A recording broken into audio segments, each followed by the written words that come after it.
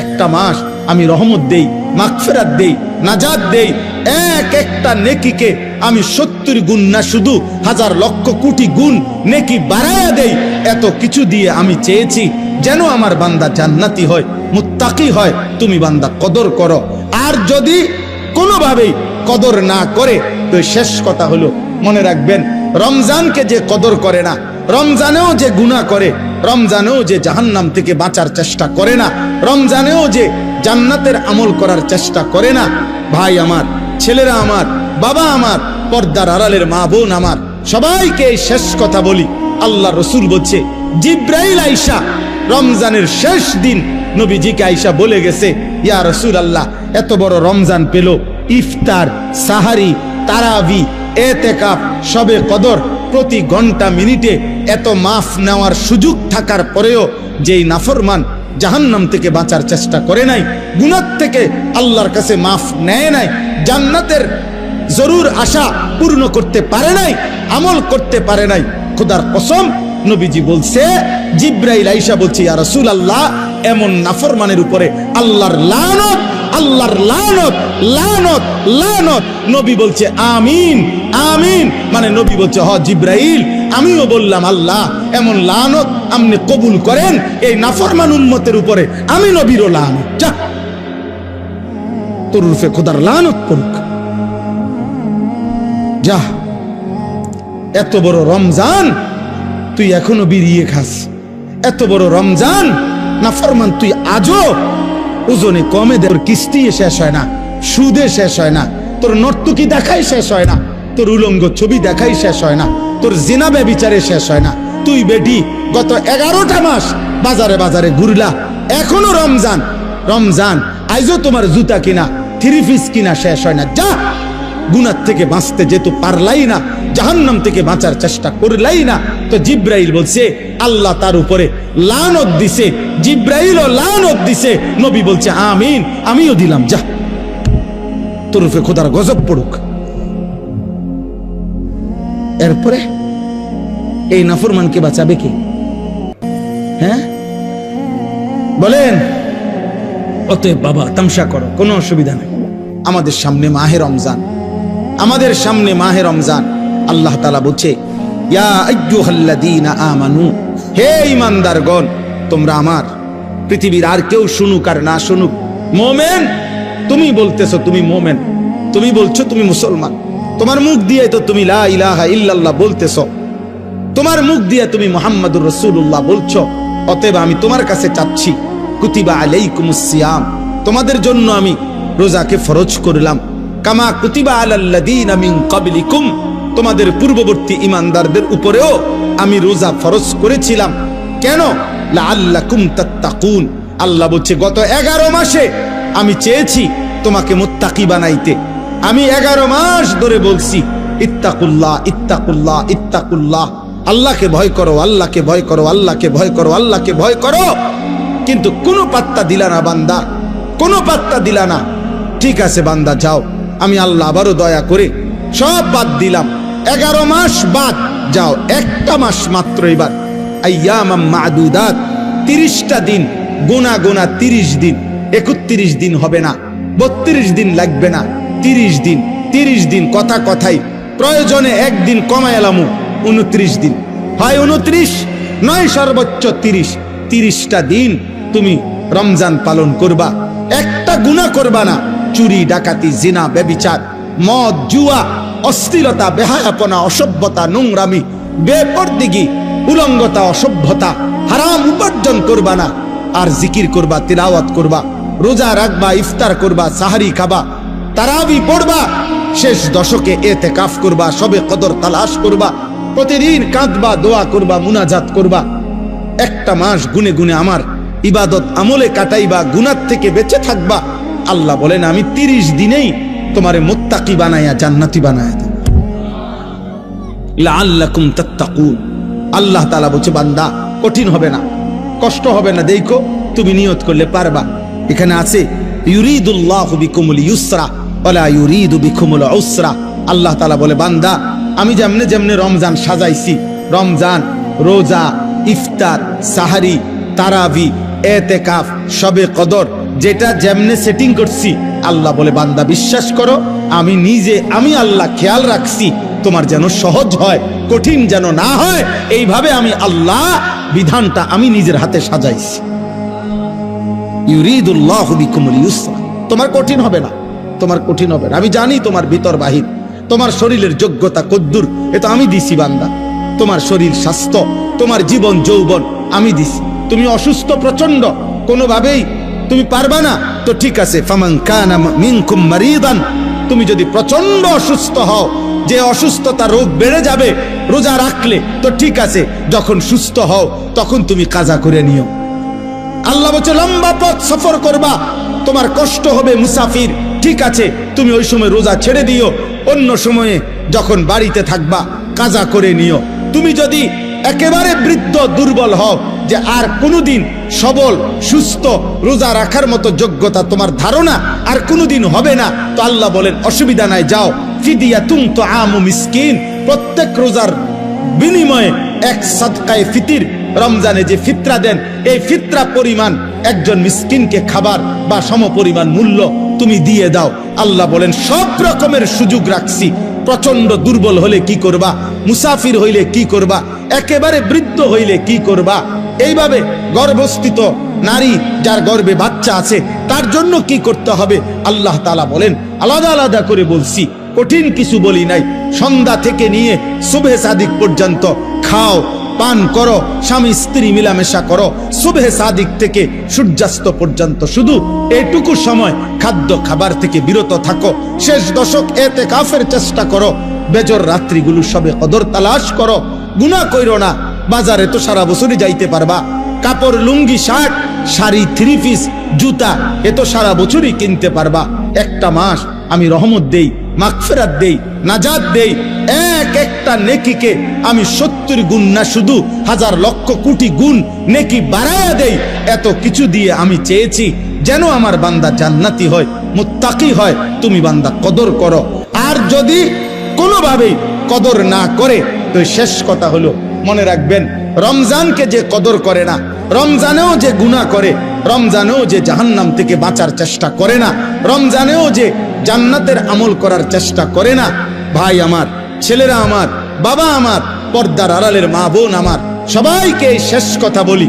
আল্লাহ রসুল বলছে জিব্রাইল আইসা রমজানের শেষ দিন নবীজিকে আইসা বলে গেছে, ইয়া রাসূলুল্লাহ, এত বড় রমজান পেল, ইফতার, সাহারি, তারাবি, এতেকাফ, শবে কদর, প্রতি ঘন্টা মিনিটে এত মাফ নেওয়ার সুযোগ থাকার পরেও যেই নাফরমান জাহান্নাম থেকে বাঁচার চেষ্টা করে নাই, গুনাহ থেকে আল্লাহর কাছে মাফ নেয় নাই, জান্নাতের জরুর আশা পূর্ণ করতে পারে নাই, আমল করতে পারে নাই, খোদার কসম নবীজি বলছে, জিব্রাইল আইসা বলছে, ইয়া রাসূলুল্লাহ, এমন নাফরমানের উপরে আল্লাহর লানত, আল্লাহর লানত, লানত, লানত।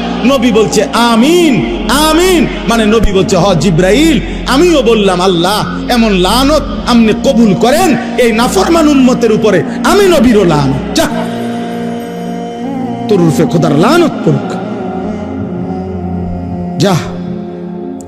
এত বড় রমজান তুই এখনো বিড়িয়ে খাস, এত বড় রমজান নাফরমান তুই আজও ওজনে কমে দে, তোর কিস্তি শেষ হয় না, সুদে শেষ হয় না, তোর নর্তকী দেখাই শেষ হয় না, তোর উলঙ্গ ছবি দেখাই শেষ হয় না, তোর জিনা ব্যভিচারে শেষ হয় না। তুই বেটি গত 11টা মাস বাজারে বাজারে ঘুরলা, এখনো রমজান, রমজান আইজও তোমার জুতা কিনা থ্রি পিস কিনা শেষ হয় না, যা। গুনাহ থেকে বাঁচতে যেহেতু পারলাই না, জাহান্নাম থেকে বাঁচার চেষ্টা করলাই না, তো জিব্রাইল বলছে আল্লাহ তার উপরে লানত দিছে, জিব্রাইলও লানত দিছে, নবী বলছে আমিন, আমিও দিলাম, যা তোর উপরে খোদার গজব পড়ুক। এরপরে এই নাফরমানকে বাঁচাবে কে? হ্যাঁ বলেন? অতএব বাবা তামসা করো, কোনো অসুবিধা নেই, এ কথা শেষ আমার। মনে রাখো, হাসি কান্না, আনন্দ বেদনা, সুখ দুঃখ, হ্যাঁ, আনুগত্য অবাধ্য, ঈমান কুফর, কোনো কিছুতেই পৃথিবী থামে না, তুমিও থামতা না, একদিন কবরে চলে যাইত। হাসলেও কাঁদলেও, সুখে থাকলেও দুঃখে থাকলেও, ইমানদার হইলেও নাফরমান হইলেও, আনুগত্য থাকলেও আনুগত্য না থাকলেও, সেজদা দিলেও মৃত্যু হবে, সেজদা না দিলেও মৃত্যু হবে। সেজদা দিতে দিতে আব্দুল কাদের জিলানী হইলেও মৃত্যু হবে, নাফরমানি করতে করতে ফেরাউন নমরুদ হইলেও কি হবে? অসুবিধা নাই, কোনো অসুবিধা নাই। চলো ভাই, কারো জন্য পৃথিবী থামে না। আমাদের কারো মৃত্যুতে, আমাদের কারো জন্মে সেকেন্ড, ঘন্টা, মিনিট, এক সেকেন্ড থামে না। সময়ের গতি থামে? কথা বলে না। পৃথিবী থামে কারো জন্য? না না। কোন ক্ষমতাধরের মৃত্যু আর কোন ফকিরের মৃত্যু, সময়ের কাছে সবাই বরাবর। সময় বলে আমি চলছি তো চলছি, কে মরলো, কে জিতলো, কে হারলো, কে জন্ম নিল, আমার তো সময়। আমি যাচ্ছি আখিরাতের দিকে, আমি যাচ্ছি কবরের দিকে। অকুল্লুম ফি ফালাকিন ইয়াসবাহুন। আল্লাহ বলে সব কিছু তার নির্ধারিত কক্ষপথে, গন্তব্যের দিকে, মানে আখিরাতের দিকে চলছে, সব চলছে। আমরা সবাই যাচ্ছি কোন দিকে? কথা বলে না। আমরা যাচ্ছি কোন দিকে ভাই? আখিরাতে, আখিরাতের দিকে। অতএব ব্যক্তি, ঘর, সংসার, পরিবার, দেশ, রাষ্ট্র, রাজনীতি, ক্ষমতা, সবকিছুতে আখিরাতকে প্রাধান্য দিবেন। বলেন ইনশাআল্লাহ, বলেন ইনশাআল্লাহ। ভোটের আগের দিনও আখিরাতকে প্রাধান্য দিবেন, ভোটের দিনও আখিরাতকে প্রাধান্য দিবেন, ভোটের পর দিনও আখিরাতকে প্রাধান্য দিবেন, আখিরাতকে প্রাধান্য দিবেন। কোনোভাবে দুনিয়ার কাছে বিক্রি যাবেন না। আল্লাহ আমাদেরকে হেফাজত করেন, আল্লাহ আমাদেরকে কবুল করে নেন আমার ভাই। অতএব আলহামদুলিল্লাহ, আজকে এই মুবারক মাহফিলে অনেক কষ্ট করছেন আপনারা, এত লম্বা সময় সবর করছেন। আলহামদুলিল্লাহ, আল্লাহ তাআলা এই ফুলগড় বারেশ্বর মাদ্রাসা আল্লাহ কবুল করে নেন। আজকে যেই ছেলেরা হাফেজে কোরআন হয়েছে, আল্লাহ তাদেরকে কবুল করে নেন। যাদের সহযোগিতা করেছে, তাদেরকে হাদিয়া দিয়েছে বিভিন্ন রকমের, মাশাআল্লাহ, আল্লাহ তাআলা তাদের সবাইকে কবুলার মঞ্জুর করে নেন। আমার একটা ছোট্ট পরামর্শ আছে, সেই পরামর্শটা হইল, না মানলেও সমস্যা নাই, বাকি আমি আমার পরামর্শ হইল, ওই যেই প্রবাসী কল্যাণ সংস্থার নাম বলছেন কি জানি, বারেশ্বর প্রবাসী কল্যাণ, বারেশ্বর প্রবাসী কল্যাণ সংস্থার কাছে, আপনাদের কাছে আমার পরামর্শ হলো, আমার আন্তরিক প্রশংসা হলো, প্রতি বছর যে হাফেজে কোরআন হবে তাকে একটা সাইকেল পুরস্কার দেওয়া হবে। সাইকেল পুরস্কারের সাথে কোরআনের হাফেজের কি সম্পর্ক আমি এটা বুঝলাম না, আমার এটা মাথার ধরল না। সাইকেলের সাথে কোরআন হেফজের সাথে সম্পর্ক কি হইল? এতে করে সে কি করবে? মানে হাফেজে কোরআন সাইকেল দিয়া আলাদা কি লাভবান হবে, এটা আমার মাথায় ধরল না। হ্যাঁ, এটা আমি বুঝলাম না। এই জন্য আমার পরামর্শ হলো, কোনো হক্কানি মুত্তাকি আলেমে দ্বীন থেকে পরামর্শ নিয়ে আপনি জেনে নিবেন যে কোনো তালেবে ইলমকে, কোনো মাদ্রাসার ছাত্রকে, কোনো হাফেজে কোরআনকে কি পুরস্কার দিলে তার উত্তম হবে, তার সারা জীবনের এলেম অর্জনের জন্য কাজে লাগবে, পড়ালেখার জন্য কাজে লাগবে। এখন এইটা দিয়ে যদি সে কালকার থেকে গোটা 1 মাস চরকির মতো সারাটা মুরাদনগর গড়ে, তাইলে প্রবাসী কল্যাণ সংস্থার নেকি কি হবে আমি বুঝি না। এই জন্য আমি এটা ফিরাইয়া নিতে বলি না। আমি এবার তো দিছেন আলহামদুলিল্লাহ, কিন্তু উনি বলছেন প্রতি বছরেই একটা সাইকেল দিবে না। পৃথিবী যদি সবাই, আপনার যেই সম্ভাবনা দেখা দিছে বাংলাদেশে, যেই প্রতিশ্রুতি এইবার নির্বাচনকে সামনে রেখে, আমি তো ধারণা করতেছি 13 তারিখ যেই জিতক 12 তারিখ প্রত্যেকের হেলিকপ্টার দিবে। বুঝেন নাই কথাটা? তাইলে তখন তার সাইকেল কাজে লাগতো না। এই জন্য তালেবে ইলম, এটা নিরুৎসাহিত করছি না, আপনারা পুরস্কার দিবেন, হাদিয়া দিবেন, কিন্তু আলেমে দ্বীন থেকে মশওয়ারা করে দিবেন। অর্থাৎ যেন ওই বাচ্চার আজীবন তার এলেমের কাজে লাগে, পড়ালেখার। এমন সুন্দর কোরআনুল কারীমের 2 সেট 10 সেট তাফসীর হইতে পারে, যেটা তার দাওরায়ে হাদিস একবারে শেষ পর্যন্ত আজীবন তার পড়ালেখার কাজে লাগবে। রাসূলুল্লাহ সাল্লাল্লাহু আলাইহি সাল্লামের হাদিসের অনেক কিতাব, তাকে 30,000 টাকার কিতাব দেন, তারে 20,000 টাকার কিতাব কিনে দেন, যেটা সে আজীবন কি করবে? পড়ালেখা করবে। হ্যাঁ, আমার ছেলে হাফেজ হইয়া পুরস্কার পাইছে তাফসিরে তাওজিহুল কোরআন। তো আমি একদিন আমার বাসার এই তাফসির আমারও আছে, তা আমি আমার একটা খণ্ড পাচ্ছিলাম না, খুঁজেই পাচ্ছি না। 2-3 খণ্ড, আমার একটা খণ্ড আমি পাই না, ওই খণ্ডটাই তখন আমার দরকার। আমার ছেলে আমারে দৌড়াই এসে বলছে, আব্বু আমি যে পুরস্কার পাইছি এইটাই তো তাফসির, তাহলে আমি এটা খুলে দেই আমারটা। তাহলে হে, তার প্যাকেটিং করা ছিল, ওইখান থেকে খুইলা আমার এটা দিছে আব্বু এটা, তাহলে আমি তখন পড়লাম। আমার অনেক কিতাব আমার সন্তান পড়ে, আমার সন্তানের কিতাবও আমি পড়ে আমার উপকার হয়েছে। কথা বুঝছেন না? এই জন্য আগামী দিনে আপনাদের কাছে অনুরোধ রইল, সাইকেল না বরং তার এলেমের সাথে কোরআন সুন্নাহর এলেম শিখবে এমন কিছু, যার দ্বারা এরকম কিছু হাদিয়া দিলে সেটা বেশি পরিমাণে হোক, ইনশাআল্লাহ এতে বরকত হবে। আপনারাও সাদকায়ে জারিয়ার সওয়াব পাইতে থাকবে। কিতাব অল্প দিনে কি হয়ে যায় না, নষ্ট হয়ে যায় না। প্রজন্মের পর প্রজন্ম কিতাব পড়ে। অনেক যারা সম্ভ্রান্ত ফ্যামিলি এমন আছে যাদের পারিবারিক পাঠশালায় আরে পারিবারিক কুতুবখানায় লাইব্রেরিতে 100 বছর আগের দাদা পূর্বপুরুষের কিতাব বই কি আছে আছে সাজানো আছে। তাইলে বোঝা গেল যে এটা ফায়দা আসবে, এটা দীর্ঘমেয়াদী হবে। আল্লাহ তাআলা আপনাদেরকে তৌফিক দেন। এই মাদ্রাসার সাথে যার যত সম্পৃক্ততা আছে আল্লাহ কবুল করেন। আল্লাহ আজকের এই মেহমান উপস্থিতি সবাইকে কবুল করেন। বিশেষ করে আমার প্রিয় বন্ধু মাওলানা সিরাজুল ইসলাম ভাইকেও আল্লাহ তাআলা ভরপুর কবুল করেন। ছোটবেলার আমরা ছাত্র জীবনের দোস্ত ছিল, আজ অনেক দিন পরে দেখা হয়েছে। আল্লাহ তাআলা তাকে সুস্থতার সাথে আফিয়তের সাথে মানুষের কল্যাণে খেদমত করার তৌফিক দান করেন, আমিন। পবিত্র কোরআনুল কারীমের 2 নম্বর পারা 2 নম্বর সূরা, সূরাটির নাম সূরায়ে বাকারা। এই সূরার 183 নম্বর আয়াত আমি তেলাওয়াত করেছি। এই ছেলে, তোমার কি সমস্যা বাবা? আরে এদিকে ফিরো, তুমি ওইদিকে ফিরে বসো।